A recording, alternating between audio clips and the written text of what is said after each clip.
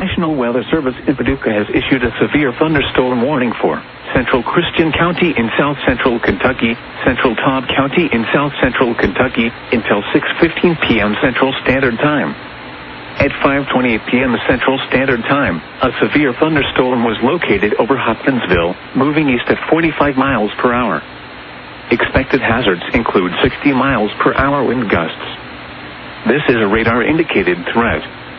The following impacts are expected. Expect damage to roofs, siding, and trees. Locations impacted include Hopkinsville, Elkton, Pembroke, and Alliger.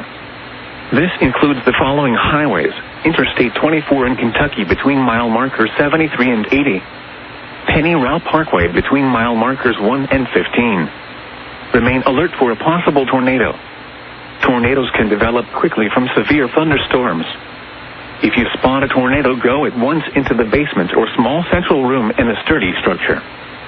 For your protection, move to an interior room on the lowest floor of a building.